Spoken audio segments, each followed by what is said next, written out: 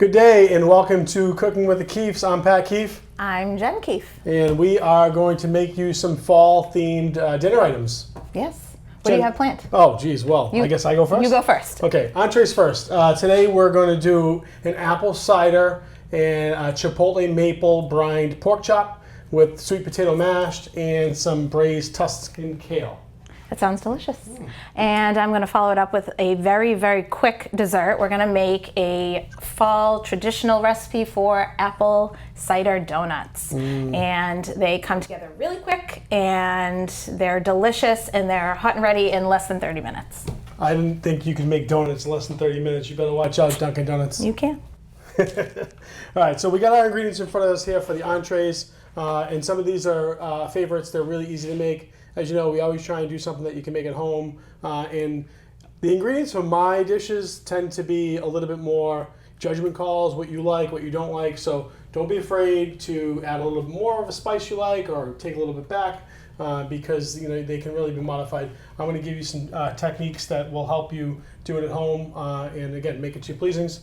Jenn's desserts tend to be, more chemistry and science related, so exact measurements when it comes to flours and things like that are going to help. And then some of the finishes are going to probably be... Yeah, there's some, everything that I'm using today, it is a kitchen staple. It is something you have in the pantry. And when it comes to the spices, for really anything fall spice, you can really mix and match and play with those with what you have in the cabinet. So we'll get to that when we get to the recipe. Yeah, and if you like a little more cinnamon, you like a little more sugar, you can definitely play around with that. Absolutely. Great. So one of the first things on this dish that's going to take the longest are the roasted sweet potatoes or yams, depends on what you call them. I like to go, and I'm just showing you the two different sizes. I'll buy the biggest sweet potatoes that I can find in the store and so even bigger than this, sometimes bigger than my hand. And I just roast them in the oven. The smaller ones, the skin to meat ratio is more, so you have more skin, less meat. I like to have more meat, less skin because we're not going to eat the skin in this dish. But really, simplest thing on this is you're going to take an oven at about 375 and you're going to dry roast them right in the oven. You don't have to put anything on it. You have to put oil, you don't have to put anything on it. So you're just going to put them right in the oven and they take about an hour and 15 minutes. You'll see the skin starting to bubble. You'll even see some of the meat or the moisture bubbling out, and then you can really just touch them. If they're soft to touch, then you know they're mash ready. So that's going to be the first thing. So we're going to put these right in the oven, 375 on a sheet tray or cookie tray, and like I said, about an hour and 15 minutes. So go to the store and you can get yourself some pork loin, not tenderloin. Tenderloin's usually a little smaller, although this will work for tenderloin as well.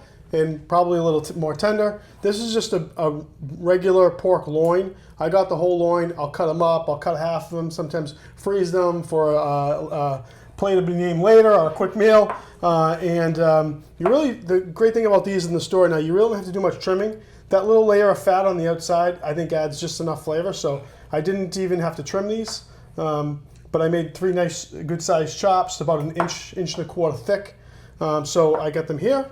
And what I'm going to do is, first, I'm going to add for my brine. Brine marinade usually has sugar, has salt, and some sort of, I call it an acid, a vinegar, or something that's going to help give it a little bit more moisture and flavor, but also kind of do a little funkiness to it. But salt and sugar are the main parts of the brine. So I have a little bit of just salt and pepper, and there's going to be plenty of salt in this, so I don't need to add too much. I'm going to take, this is Chinese 5-spice mixed with a little bit of brown sugar. So I took Chinese 5-spice, which I like. It has a little star anise in it, has a little bit of cinnamon and a little bit of pepper. And I really like it the way it goes with pork. We're going to take some apple cider. If you don't have apple cider, that's quite all right. You can always use apple juice. I took a little apple cider vinegar. And we're going to save a little bit of this because I'm going to make a quick pan sauce later. I have some Chipotle, so these are canned Chipotles, and they're smoked. So smoked chilies are Chipotles. And I'm going to take one whole one and a little bit of that Chipotle liquid that comes in with it. And what I'll do is I'll even mash this up. So what it's going to do is it's going to spread out. It's going to give it some nice flavor. Can you adjust the heat level with these? Sure. And chipotles aren't very spicy. Like that one chipotle is going to be plenty, and it's not like it's going to sit on the meat, so it's just going to marinate it really good. And I'll use a little bit of it for the pan sauce as well. Okay. So I got a little maple syrup. I'm going to save some for the end too. I'll just take. You can buy this in the store. Obviously, fresh thyme. I'll take a couple of thyme sprigs. I'll take a little bit of rosemary, and you don't have to cut it up because it's gonna just marinate in there, and I'm gonna actually pull it off more than likely. So you don't have to be too neat. And a little sage. The great thing I love about these spices or these herbs is this time of year they're readily available. But even in the grocery store, they sell like a poultry kit of the spice pack. So you don't have to buy one of each. You can buy one, and it comes with all three, and it's usually just enough. Yeah. Right. I was just going to ask you that. Yeah, I love it because it's easy and it doesn't, a couple days in the refrigerator or a week, it's not going to go bad. Perfect blend. All right. I'm going to take just a little bit of white onion. And I'm going to use the rest of that white onion later. Take a little bit of orange zest and some. And I'm going to take the juice of about half a lemon. Something that, and you've seen this, Jen, is I do the same brine on chicken or turkey. Yep. I like to brine my turkey. The only thing for a traditional Thanksgiving dinner is I won't put the chipotle on it. I'll do pretty much everything else on a traditional turkey for Thanksgiving dinner, and I love it. Apple cider and the brine really adds a lot. Good. And the citrus. And I add a lot more salt. Yeah. As you know, pork is already salty. So I don't add too much salt with the pork, but turkey needs it. Turkey definitely needs all that salt. So we'll take that. And then one last little added flavor is I'll take some apples. Freshly picked, by the way. Freshly picked. Jen went to the farm this weekend. we went the weekend prior.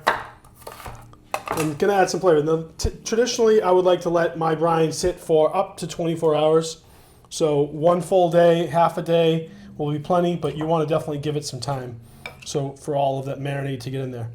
And I'm going to use some of this brine to make the sauce. If I was doing a turkey, not necessarily using the brine for my turkey sauce because all that salt definitely would be overpowering. I didn't add a lot of actual salt here. All right. So we're just going to let this sit, and if it was in the refrigerator, we're going to let it sit overnight. So you're going to put it away just like that. You can put some plastic wrap over it, put it in the refrigerator, and forget about it.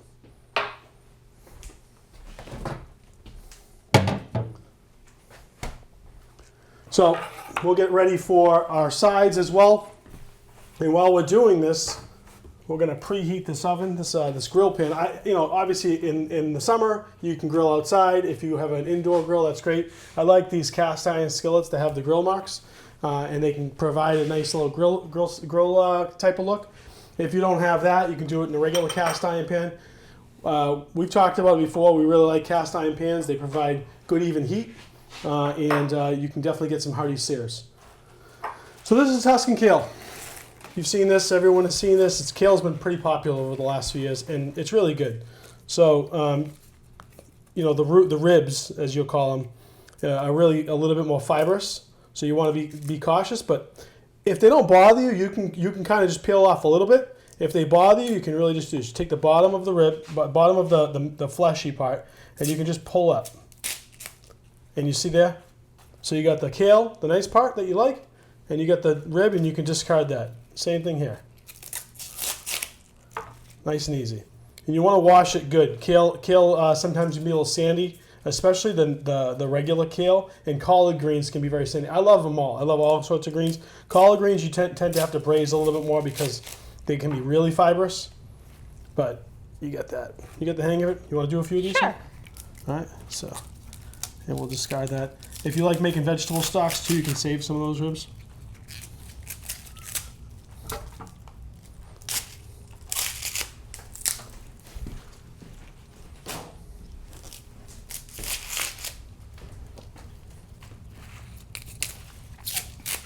I like kale because it goes a long way. And some greens, like spinach, I love spinach, but you get like a big bunch of spinach, a big bag of spinach. You cook it, and it turns into like one portion. So What's the difference between the Tuscan kale and, say, traditional kale? very a lot the same. This one tends to be a little more dark green, which I like. Yeah. And you see, it's got almost like that leafy spinach look to it. I tend to like the texture just a little bit more. It seems to have a little bit more bite to it. So it might be just a little more hearty. Those Tuscan roots. So if you want, Jen, you can get that smaller skillet on medium. This one? The bigger one. Sorry, my apologies. The skillet. And while she's getting that hot, I'll show you. You can do a couple different things. You can cook this whole just like that. Okay. And you'll have these long strands of kale, like I showed you. I'm going to cut them in 3. I don't want to cut them down too much because I want to kind of have a long fiber.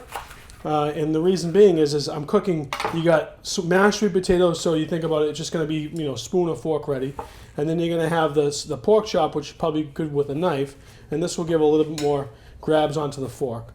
So while she's getting that pan hot, we're going to turn on this grill pan, turn it up a little bit, all right, and then we're going to see how our mashed sweet potatoes are going.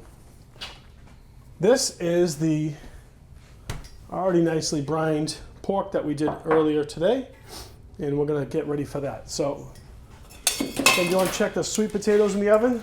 Look at your pot holder.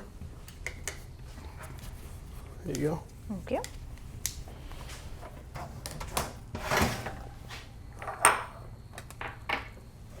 How are they? I think they're pretty good. Pretty good? Yeah. See? These are ones I started a little earlier, and they're nice and soft. The skin's going to be crunchy, and you can let them sit right there. Let them cool down so that they become just not cold, but cool down enough to be able to be held. I'm going to show you the best part about this that I really love. So if you have a glove or a gloved hand, it's great. I'm going to use a towel. So it's hot. So I use that knife, split them open, and you see how hot they are? Like a baked potato, but it's just even a little softer. And that's really soft meat. You're gonna scoop it out, really hot. Don't try this at home. No, try it at home. It's, I still have Teflon hands. Yes. I know it's been a while. I was actually thinking about it the other day. I was working in the restaurant business in the hospitality industry, hotels, for over 30 years. But the prior company that I worked for before I came on as your mayor, the 15th of the month of October would have been 24 years. Of course, I've been the mayor for almost 2 years, but yeah. Over 2 years with the interim status. So I did leave there about 2.5 years ago, which was sad because spending 20 years with one company was really fun, and I enjoyed it, and I met a lot of great people. But it was time, and I felt the need to serve, and it was obviously I felt like a really good opportunity for myself, ourselves, and the city of Revere. So it was time to say goodbye. But I could still cook with the Keefes. Yes, you can. on Revere TV. And he cooks at home too. I do, although you do a lot more cooking, I think, these days than I do. Those late nights. Watching the council meetings, we love it. Don't you watch the council meetings? I do. All right. So you see, that's 2 large sweet potatoes, and that's going to be enough to serve, 3-4 people, and I'll do the 3rd one. I was just going to say, about how many servings do you think so people could plan for Thanksgiving? I mean, one good-sized potato is good for 2 people.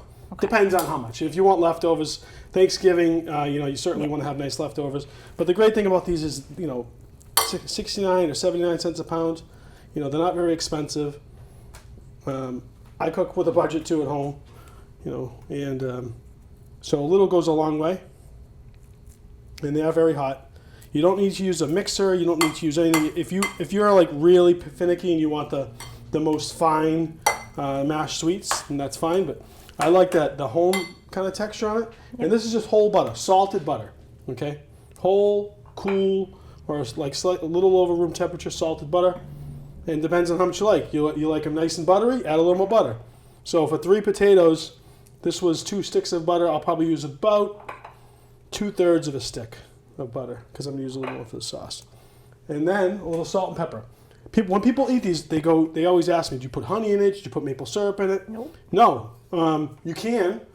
I wouldn't say it would be bad. They'll get really sweet, and if that's what you like, then that's great. I think the sweetness, when you roast the potatoes, the sweetness really gets concentrated, so you don't need to really add any sugar. Obviously a little healthier, except for the butter, but it's, again, not too much butter. And you can take these, after you mash them up, and put plastic wrap over them, and they're ready to serve. They'll sit. These will sit. They're good the next day. They really. Oh, yeah. They're not like regular potatoes where they get brown or anything like that. So they will stay and last a good while. Oh, one more little nub of butter, and then I'm just gonna let them sit there. Okay, so we got the grill pan ready to rock and roll. Everything's nice and hot. You get that? Okay, great. So we're gonna add a little bacon. You know I love cooking with my bacon. All right, should we add the get the heat? Yes. How do I turn that on? There we go. There we We've go. only set off the alarm here 3 or 4 times. We're still getting used to it. I think it was 1. So we're gonna add these chops.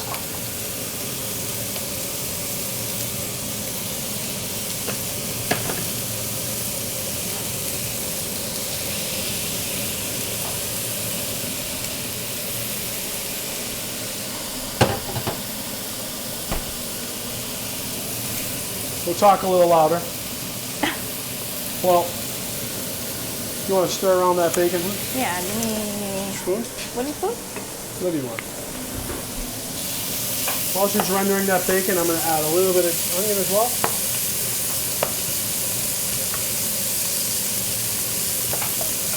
That's going to be for the kale. So you got the bacon and onion. You can add garlic, but I didn't do garlic for this one.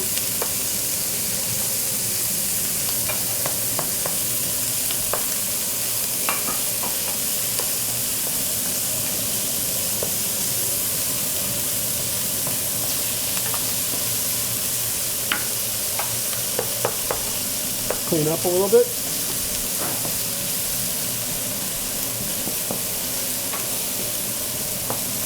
And then while we're doing that, see, this all comes together pretty quickly. These are going to take about, I'd say 4 or 5 minutes on each side. And I'll add just a little more of that 5 spice on the outside.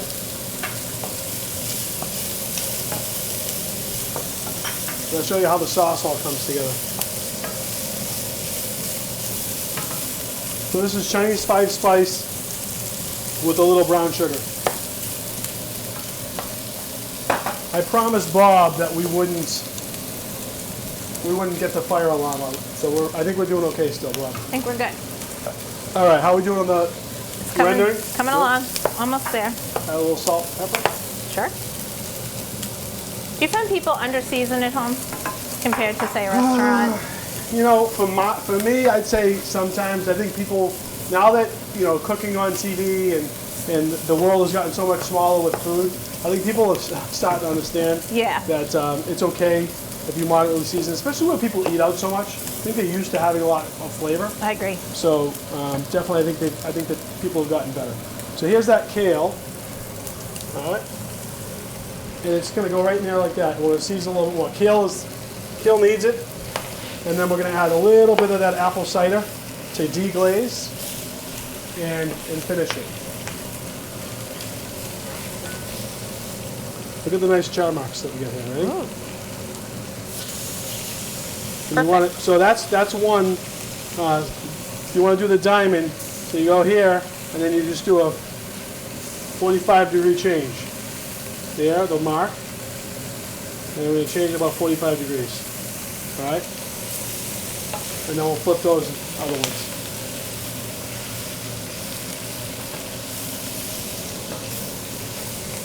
Add a little more salt. And you can actually shut that pan off once I hit this with the, once I hit it with this little bit. I like my kale, just a little bit of the apple cider. Turn that off? You can turn it off, yep.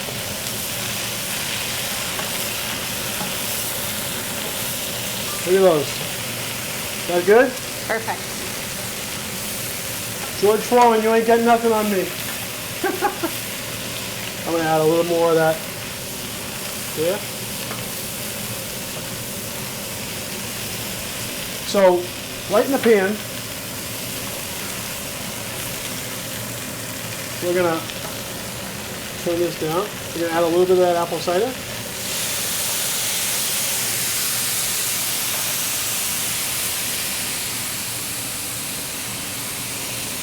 Don't do me wrong, Bob. Should I turn this up? It's Poland. It's Poland. I think it's Poland. Good. Yeah.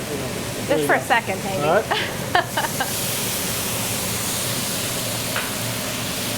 we got the pork chop. We got the apple cider. I'm gonna add a little bit of those fresh herbs to the pan. And we're almost finishing this up.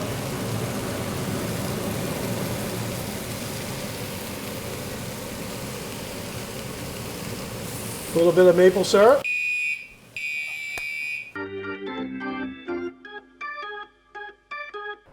Okay, we had a brief, I don't know, what do you call Intermission? it? Intermission. It was perfect timing. We were letting the pork chops finish. Got a little smoky in here. We may or may not have been visited for some of Revere's finest. Thank you to RFD. Nothing too embarrassing. So you see the pork chops, they got nice little glazy. I'm gonna finish it with just a little bit of that orange, and as I said, I put a little of the apple cider on top of it as well, and also just a bit of a compliment to finish with a little bit of that butter, and that'll melt into the sauce, and it'll help create a little bit of the pan sauce. I'm being cautious of how much Heat. How much heat I put in there. And we need a nice, good-sized spoon. And we're going to show a couple plating techniques. So, Jen finished the Tuscan kale, right? Voila. I have the the grilled pork chops. And what I'm going to do is, you see they got a nice little glisten, and this is the sauce just melting a little bit with some butter. It's going to give it a nice buttery flavor, and looks really good. I think it looks really good. I think it looks fantastic, and I'm really glad I haven't eaten today yet. But so one of the secrets to making that glaze is just that little, and this is probably what created the smoke, was that brown sugar Chinese 5-spice, which I think gives it super kick. So what we're going to do is a couple different techniques, only because I guess I just showed. All right. So there's the mashed sweet potatoes. All right. You can do traditional in the middle. Okay, which I'll do 2 that way. And then you see this, if this was a little finer, if you did like a butternut squash puree, you could go with the spoon and swoop. Okay, which you'll see like a lot of restaurants do. All right. Fancy. And then we're not going to do that again. It almost creates like a caramel because that sugar, the brown sugar and the butter, which is kind of what you want. These are the types of dishes you want in the fall and winter. Okay.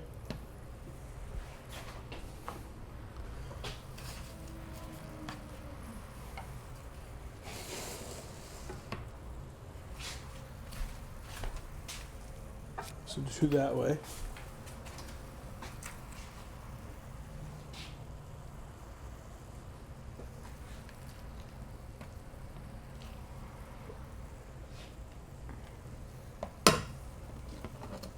And this one here. Pant a little of that sauce right over there.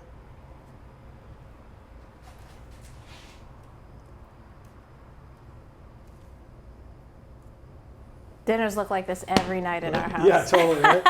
And then a little more like that.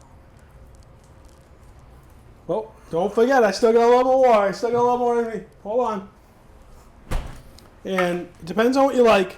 If you like blue cheese would be nice. This is a little goat cheese. Goat cheese, the sweet potato, and the kale go really good together. So there's 2 plating techniques that way. Okay. And then the third, we're just going to do, think about if you had company and you wanted to do a bunch. So if you wanted to make it nice and easy, they don't have to worry about cutting. And I don't have to let it rest because during the fire department melee, I think everything rested just enough. Yes. And see how you like it? Like medium rare. Okay? I'm sorry, medium rare. It's okay to have a little pink in your pork. These ones were cooked a little bit more. It's okay to have a little pink in your pork. Depends if you like it. These are more medium. 160 temp? 160 would be probably more cooked through. Okay. These are about 140, 145.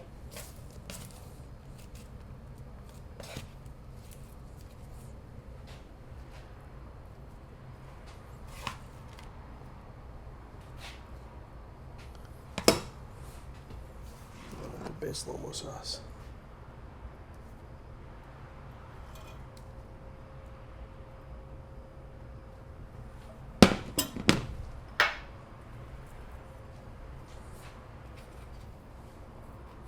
You know what else would go good with this, Jen? What would go good with this? We had it the other night. Our daughter made dinner. She made a little finish with it. What was it? Oh, she made Brussels sprouts and butter and with sweet potatoes and cranberries and she made candied pecans. Candied pecans, yeah. Candied walnuts, pecans. Yes, I got there. Some crunchy nuts would go good on top of this. There's so many great textures going on with the kale and the creamy goat cheese. I think the crunch would be nice. So that is your maple cider chipotle pork. And Jen, you're going to make dessert now. I am. So while you're getting started, I'm going to move this stuff aside. Yes, perfect. So we are going to move on to our cider donuts, which you're going to finish your meal. You're going to let that rest settle in your tummy for a little while. And I'm going to start pulling our ingredients over. And I've done a bunch of prep work so that this can, well, I shouldn't say a bunch, a little bit of prep work to make this as quick and easy as possible. And minimal ingredients. I've got my recipe here. As Pat mentioned earlier, it's a little more exact. So you're gonna start by That's why I like when she bakes and I cook. Yes. Because she has the patience that I don't have. Yes, I do. Wait, hold on a second. All right. We're not gonna go there. So This is a family-friendly show. So we're gonna start with 1 cup of apple cider, and we're gonna put it in a saucepan, and you're gonna reduce it down to half. So you want it to turn into 1/2 cup of apple cider, and it's gonna get a little more syrupy, and what it's gonna do is concentrate that apple cider flavor so that you can really taste it in the donuts. So bring it to a boil and just let it boil. What I do is I leave my measuring cup like on the side of the stove, and as I think it's getting lower, I measure it. If it's still, a little too much, I pour it back, and I just go until I get my 1/2 cup. So we've got our 1/2 cup here, and it's already cooled.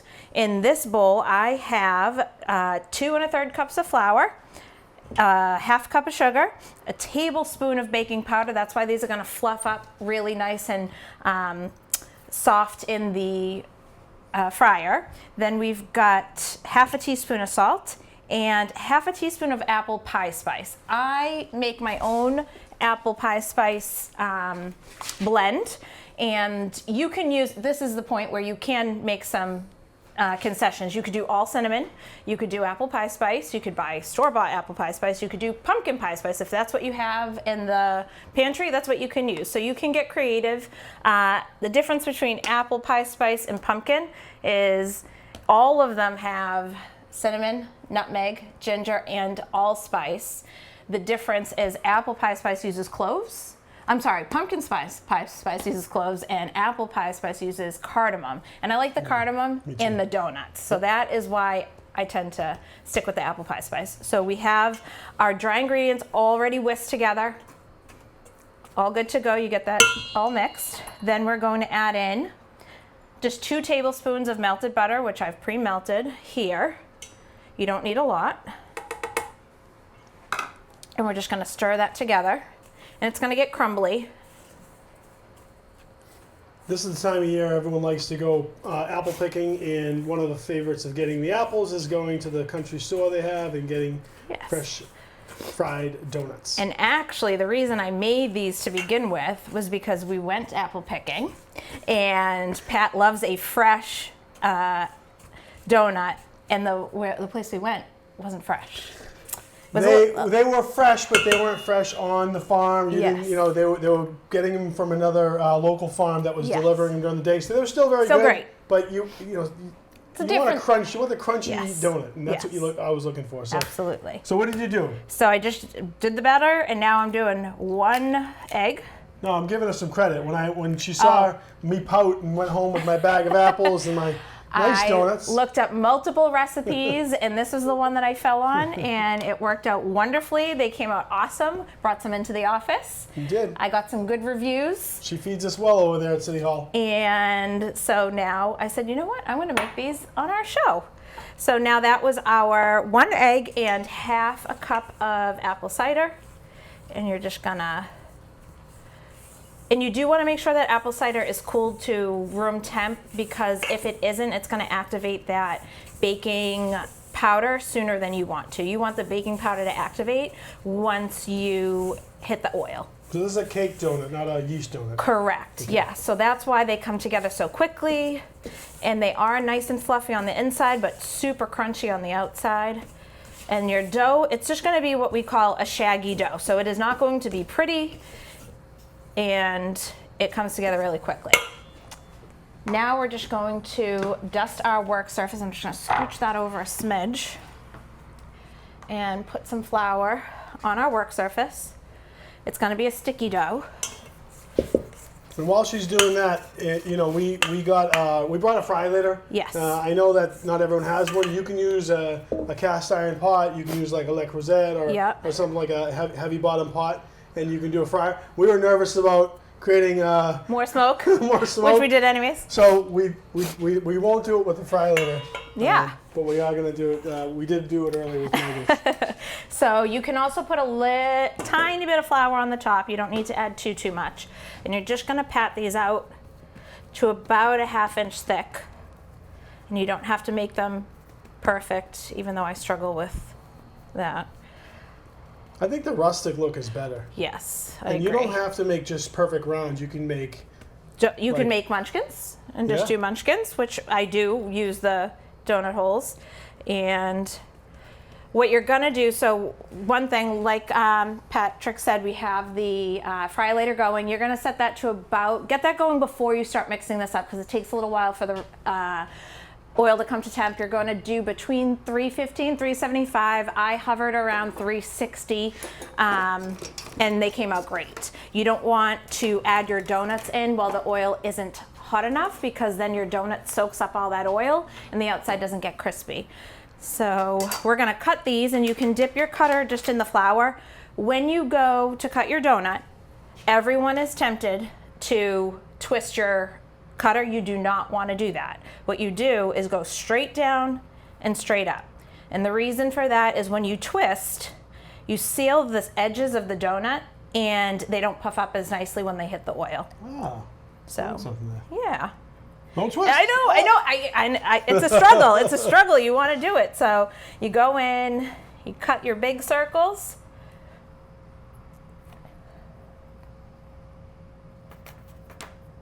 Flour the edges. Get your middles. Those Those will be our munchkins later. And then what you do, because we do not waste, you're going to take this, you're going to pat it out together again and cut some more.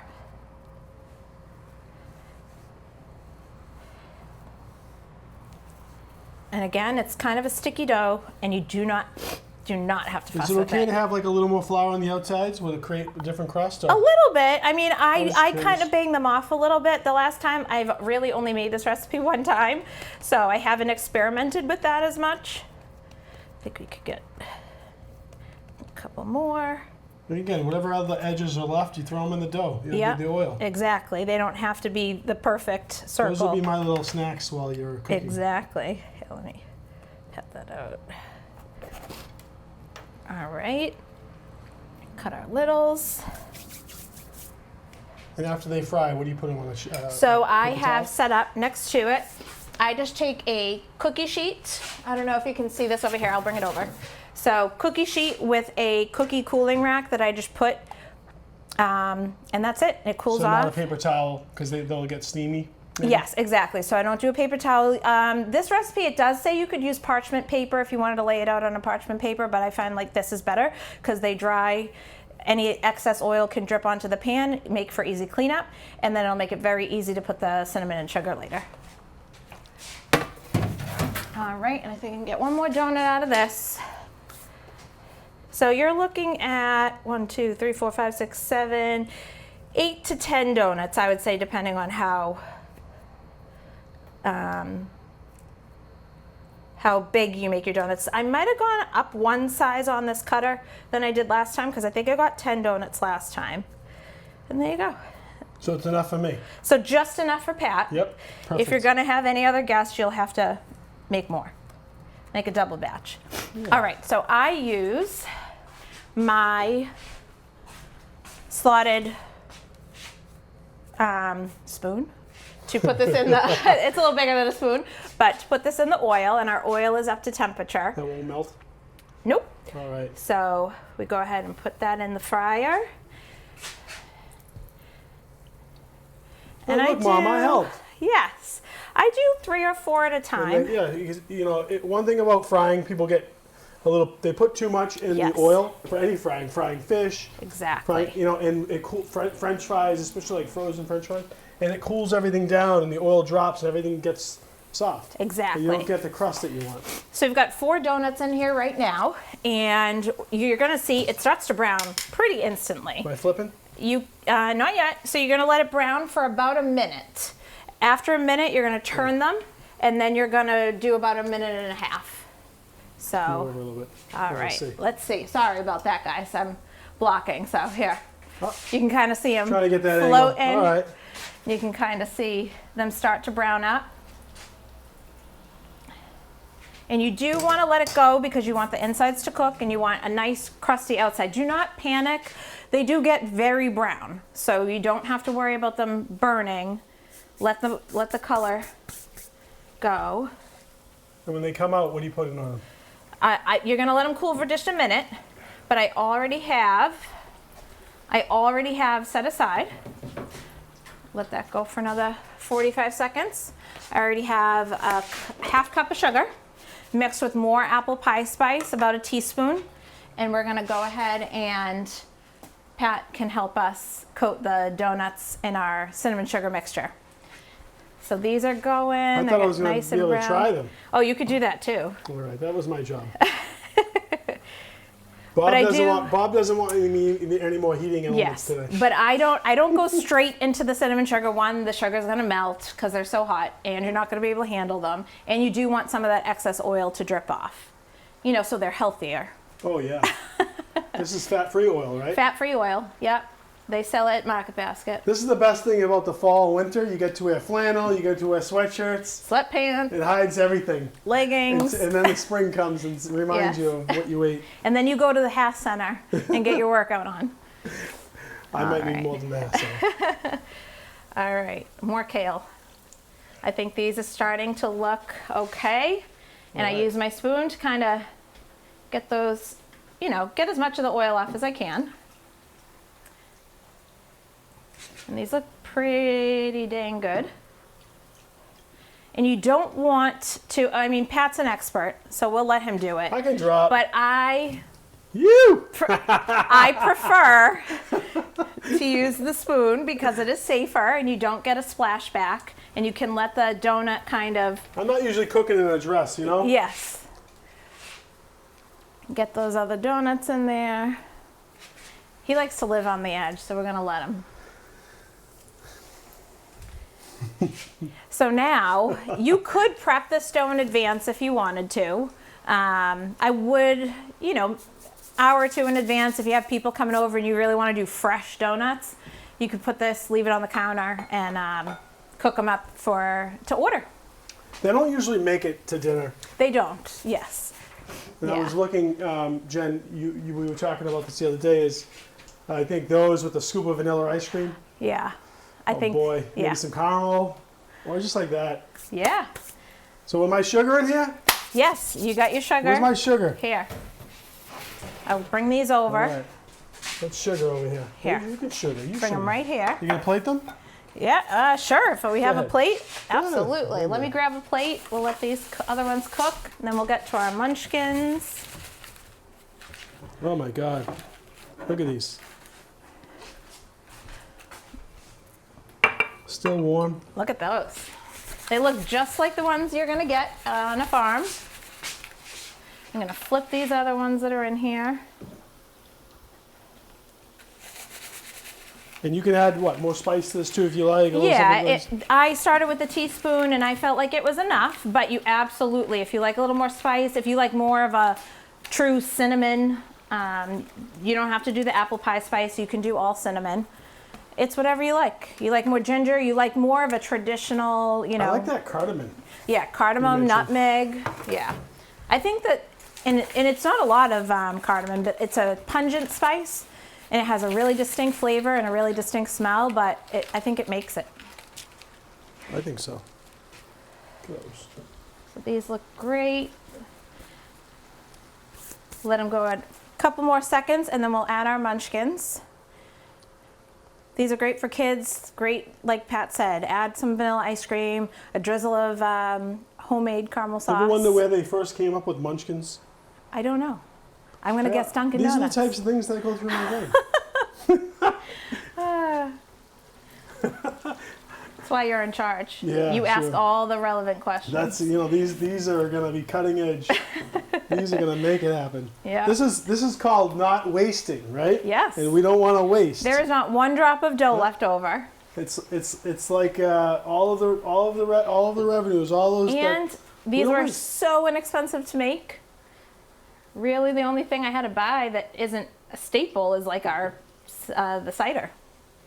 And then you could have this with a nice cup of cider even. All right, I'm dropping in. Watch All out right, there. you want to drop them? Here we go. Watch this. All right, I'm standing back. Should I I'm call going rapid RFD fire. now? Who? Should we call RFD now? No, this isn't gonna. This was like a regular day in the kitchen. Yes. Nice and easy. And these little balls will come together pretty quickly. Okay, do you want to finish those up? Yeah, sure. I'll keep an eye on those. Perfect. All right. Listen, hold on a second. I think we need to try one. We're gonna try one, and then you can finish. Open some. that I'll do up. That's pretty perfect. that. Ooh. Wow. I really wish you guys could try them, but you can. No, these are crazy good. You brought me when she brought these to the office last week. They weren't this warm. Well, they had to go all the way down the street, so yes, they weren't this warm, and these are really fantastic. So. So Oh, wait. Oh, Bob. Oh. get him in the camera. Look at that. There's like a Cameraman. mysterious hand.